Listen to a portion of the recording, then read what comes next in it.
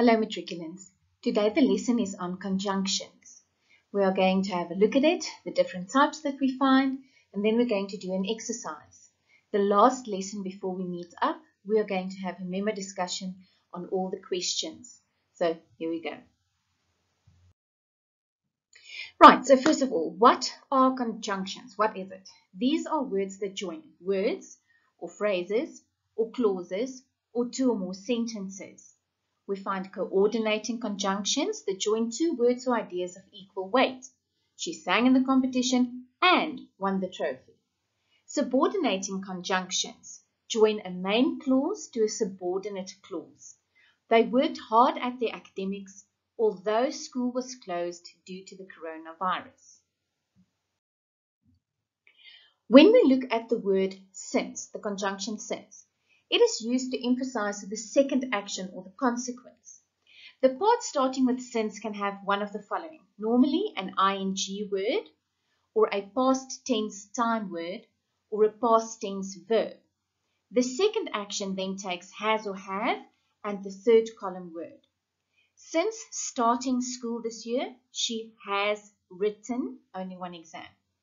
Since last night, the temperature has dropped significantly. Since I went on a diet, I have lost weight. Well, I never died. I love my food too much. The conjunction while. Two actions occur simultaneously. They are happening at the same time. So we're going to use ing. While he was sleeping, the dogs were constantly barking. So can you see the use of ing added to the verb? After, when, as soon as, once. These conjunctions indicate one action had occurred before another. If it's in the present tense, the following will happen. The first action takes has or have. The second action stays in the present tense. For example, Mom whips the cream, she serves dessert. Combine these two sentences with the word after. What happens first? She first whips the cream, then she serves dessert. So the first action must take has, have. The second one just stays as is. So after Mom has whipped the cream, she serves dessert. If we turn it around, Mom serves dessert after she has whipped the cream. Whipping the cream is still the first action that takes place. If I find it in the past tense, the first action takes had and the second one just stays plain past tense. The kettle boiled, we made coffee. Combine these two sentences with the word when. So what happens first? Do we make the coffee and then boil the kettle? No, the first thing that happens is the kettle must boil. When the kettle had boiled, we made coffee. Change it around, we made coffee when the kettle had boiled. Hardly when, scarcely when, no sooner than. The first action happened slightly before the second action. You must make use of had. They had hardly sat down to eat when the alarm went off. I had scarcely arrived at home when the telephone rang. No sooner had she washed the dishes than her brother brought in another dirty cup. I'm pretty sure by now your parents are sick and tired of washing dishes. Or maybe you are. Either or, neither nor, not only but also. You must look at the noun or pronoun nearer to the verb. Is Janet or the boys guilty? So Janet is one, she's singular, she is closest to the verb is. Therefore, it takes singular. Neither Janet nor the boys are responsible. Boys, the noun closest to are, therefore, it is going to be plural. Not only the teachers, but the education department is concerned about the safety of the learners. Education department, one department, closest to is, therefore, singular. As well as, together with, including, not but, like, with. You look at the first noun or pronoun. The cow, as well as the calves, is fat. The dogs, together with the cat, make 5 beloved pets. The teachers, including the headmaster, are going to love seeing the learners again. The first noun will determine tense. Now we get to if sentences. They are also called conditionals. Please remember the following. There are 3 types. Type 1 means it's very possible, very probable, it's likely to happen. The part after if, or the first action, is going to be in the present indefinite tense, column 1 verbs. The other part, or the second action, gets shall, will, can, or may. And please remember the rule, I and we shall, all the others will.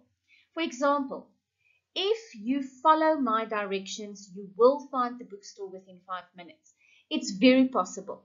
So the first one takes present indefinite tense, and then I add shall, will, can, or may. If I study hard, I shall do well in the exams. It's highly probable. Please take that advice and study very hard. Type 2 is impossible, improbable, and very unlikely to happen. The part after if, or the first action, you are going to place in the past indefinite tense, column 2. The other part, or the second action, you are going to add would, could, or might. Remember that normally you would say, I was at home yesterday. But because it's impossible, it becomes were. If I were a fish, I'm never going to turn into a fish, no matter how hard I try. If I were a fish, I would wiggle my tail. Now, the word if need actually not be there. Were I you? Obviously, I cannot change into one of you. Therefore, I make use of were. I might study law. For example, if I were you, I would stop smoking. Well, the minister has given you no alternative but to stop smoking at this stage. If I had the money, I would go overseas. Well, even if we had the money, we wouldn't be able to. So it is going to be very improbable during this lockdown in our lives. The following words also show type 2, suppose. Suppose I were on a tropical island. Or the words as if. Don't look at me as if I were mad, insane. I'm not. I wish I were not in lockdown. It's time, or it's high time, or it's about time. It's about time you studied. Yes, it is. And then we find type 3. It has already happened and you would like to change things. You would like it to be different, but it is too late. The part after if, or the first action, you are going to write in the past perfect tense, had plus column 3.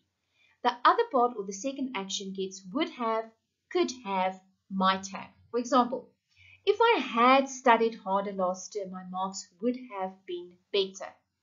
If we had followed the directions my friend gave us, we would not have been lost in a strange town now. If only I had not married, I would have been much happier.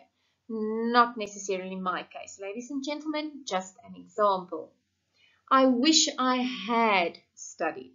You catch my drift. Now what you have to do today is the following. Please write today's date in your language script. Please write the notes on conjunctions in your script. I'm not going to retype these. I'm not going to hand it out. This is unfortunately worth only 2 marks in your paper 1 exam, but you need to know. And you need to know it also for paper 3. So therefore the very long discussions that we had. But I'm not going to type it out and hand it out, so please write it in your scripts. Answer the exercise. It will be sent through on the WhatsApp groups. And then the next lesson will be a memo discussion on the conjunctions. As there are different changes that take place and you need to identify it, we will have a look at it together. Ladies and gentlemen, I leave you today with a verse from the Bible which I think we all need. It's from Joshua 1 verse 9. The Lord says, "Have I not commanded you? Be strong and courageous. Do not be afraid. Do not be discouraged, for the Lord your God will be with you wherever you go." Ladies and gentlemen, we are very close to seeing each other after this lockdown. And I really hope and pray that you will do well in your academics. I really hope that you were able to stay up to date and I really just pray the best for each and every one of you. We will speak again soon. Have a great day. Please stay safe.